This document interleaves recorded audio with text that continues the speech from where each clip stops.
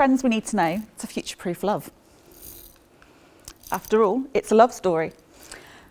I want you to think about what is love to you, and more importantly, what is going to become of love in the future.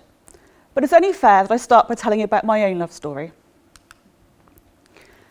Started young, age 11. That's the age I met my husband for the first time.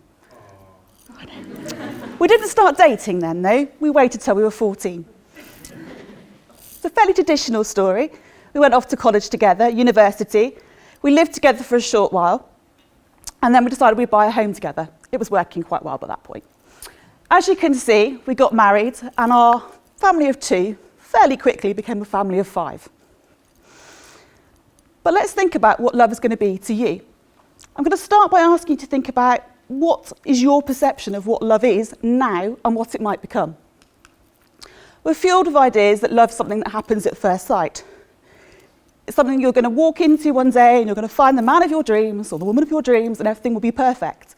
But really, is it that simple? I often get asked the question, how did I know that he was the one for me? And in truth, and you can ask him this because I did last night, I don't think you ever really know. And so why waste time looking for the one when you might never find them? How about you just enjoy being with the one today? At the end of the day, our lives are pretty busy. Working week is extremely busy. 40 hours plus on average, maybe even more. Time to go to the gym, build our CVs, meet new people, try new things. Why not look for the quick fix? Online dating. Why bother looking for love in the real world when you can shop for it? Yes, we are purchasers, window shoppers, maybe even shoplifters. We don't like to wait for something. We want it now. We live in an instant society. I wanted a new outfit to wear tonight. I bought it yesterday. I've got it. We want the same when it comes to our relationships. But with that comes problems. We have to stand out from a huge pool of prospective partners for anybody. And within that comes new trends. We have to stand out from the crowd. Imagine the peacock. The peacock wants to attract itself a mate, so it displays its impressive plumage of feathers, and the lady peacock becomes rather interested. Unfortunately, this is the trend that's being adopted in the world of dating. Young people are sharing images of their own impressive plumages to attract themselves a mate. We might question the morals of this, but can we really blame people when everything is based around standing out and fueling our own self-esteem? Dating in itself has become something of a much more public platform. We are very happy to share images of our relationships when they're going so well, and even when they're not going so well. I've seen it, I'm sure you have too, on Facebook, current trends of public shamings, ditching the cheating partner, sometimes even at the altar. Yes, videos all over social media, you find out your partner's cheating, rather than having a conversation, expressing your concern and being upset. No, that would be too simple. Let's come up with an elaborate plan. Let's shame them publicly. Let's teach them a lesson. I question whether actually that's good for either party involved, and possibly it shows the human race's lack of empathy. Why is that happening? We're no longer accountable for our actions face-to-face. We don't bother investing that time of face-to-face dating. It's too difficult. Okay? If we do it face-to-face, we don't like someone, we have to have an awkward conversation and tell them. It's much easier, isn't it, to go through big nose, swipe left.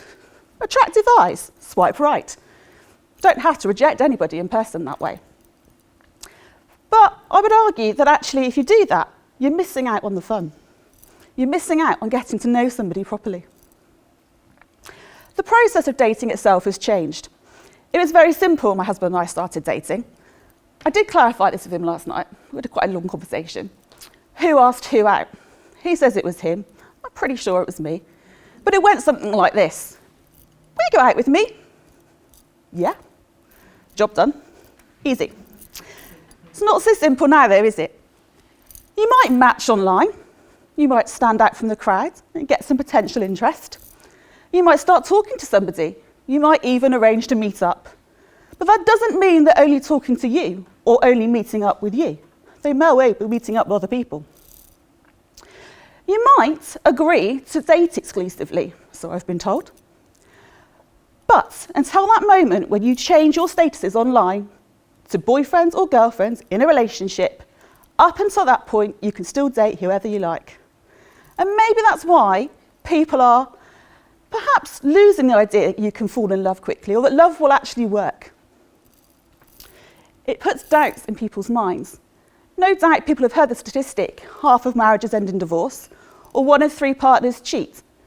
If we put those messages out there and we listen to them, and like other fake news, don't question them, we get a rather pessimistic view of love. And we may even think, what's the point in trying in the first place?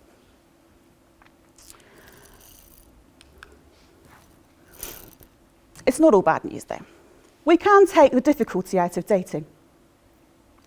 DNA dating, it's a thing. Maybe the same thing decides if we like spicy food might actually be the key to finding our future partner. Yes, you can send off your sample, you can have somebody in a laboratory somewhere match you with your prospective partner. Easy. That is if you think the only reason for dating is maybe to reproduce. What if you want more from your relationships? And so I asked myself this: what would relationships look like 20 years from now? Maybe we could create our own partners, start from scratch and make them ourselves. We are in an age of revolution. The robotics industry is working away fast to create your future partner. You could have the perfect partner made for you. The only thing is they're not real. Maybe you think that's great, no arguments. I could offer you another way to avoid those arguments. I'm sure lots of you in the room are wearing fitness trackers right now. Those things that tell us how many steps we've done in a day, what if they could also tell us if the person we're on a date with is happy to be with us or not? What if they measure our cortisol levels and tell us when we're stressed? You might be on a date, think it's going really well. You look down at her wrist and it's flashing red. She's not joining as much as you are. The problem also is your idea of what love is will change. I can guarantee you, wasn't quite 14 then, but the younger Richard that I originally fell in love with is far, far different to the Richard I'm with today. Do I love him any less? No. But he is very different. But I think that's a good thing. He still likes computer games, still likes comic book characters, but that's okay, because now he can entertain the children. I can go out. And so I asked you this. Dating may well change. We can take the complications out of it. We can make it an easier process. But is that going to make it better? Will that help us to find love more easily? Quite probably not.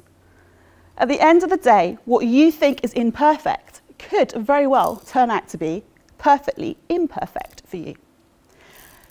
If we continue to lead relationships with the aim of finding the perfect partner for us, we may well find ourselves in a position where actually we never complete that search.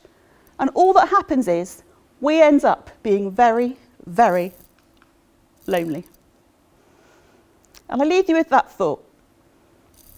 If you go hunting for the perfect partner, you may never ever find the one. Or what you could do is invest your time learning to love the one you're with, accepting those flaws, giving them chance to grow and to change, and not expecting them to be perfect all of the time. Short and sweet, but thank you.